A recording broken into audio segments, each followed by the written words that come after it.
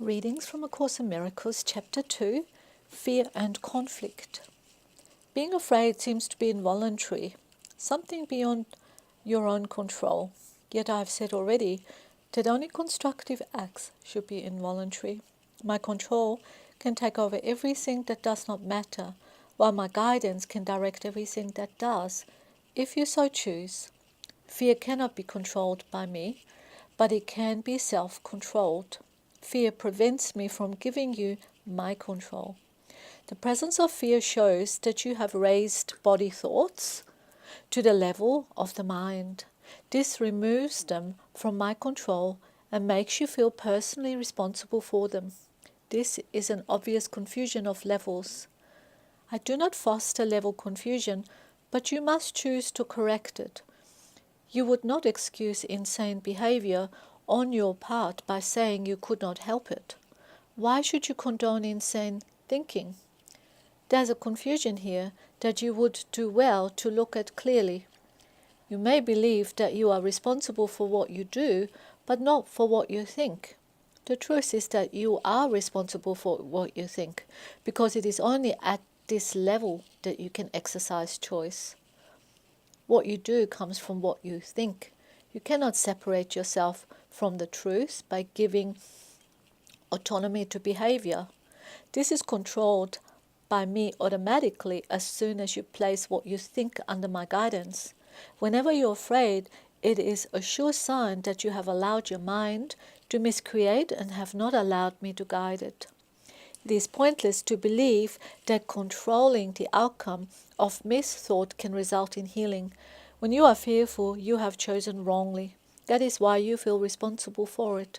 You must change your mind, not your behavior, and this is a matter of willingness. You do not need guidance except at the mind level. Correction belongs only at the level where change is possible. Change does not mean anything at the symptom level where it cannot work. The correction of fear is your responsibility. When you ask for release from fear, you're implying that it is not. You should ask instead for help in the conditions that have brought the fear about. These conditions always entail a willingness to be separate. At that level, you can help it. You are much too tolerant of mind wandering and are passively condoning your mind's miscreations. The particular result does not matter, but the fundamental error does. The correction is always the same. Before you choose to do anything, ask me if your choice is in accord with mine. If you're sure that it is, there will be no fear. Fear is always a sign of strain, arising whenever what you want conflicts with what you do. This situation arises in two ways. First, you can choose to do conflicting things either simultaneously or successively. This produces conflicted behavior, which is intolerable to you because the part of the mind that wants to do something else is outraged. Second, you can behave as you think you should, but without entirely wanting to do so.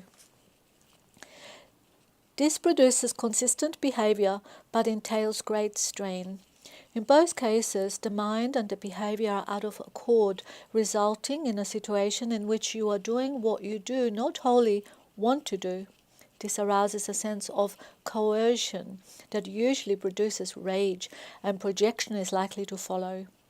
Whenever there is fear, it is because you have not made up your mind. Your mind is therefore split, and your behavior inevitably becomes erratic.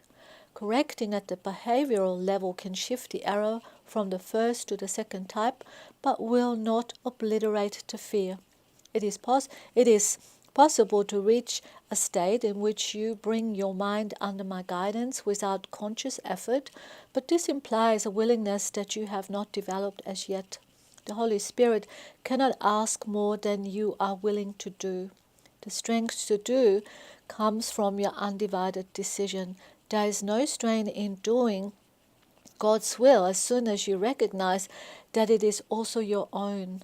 The lesson here is quite simple, but particularly apt to be overlooked. I will therefore repeat it, urging you to listen. Only your mind can produce fear. It does so whenever it is conflicted in what it wants, producing inevitable strain because wanting and doing are discordant. This can be corrected only by accepting a unified goal. The first corrective step in undoing the error is to know first that the conflict is an expression of fear. Say to yourself that you must somehow have chosen not to love, or the fear could not have arisen.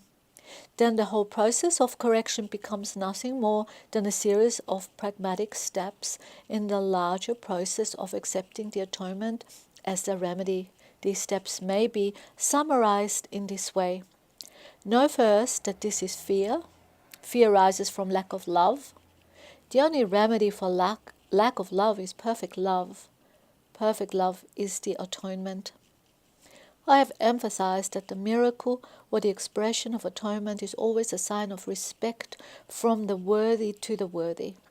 The recognition is this worth is re-established by the atonement. It is obvious then that when you are afraid, you have placed yourself in a position where you need atonement. You have done something loveless, having chosen without love.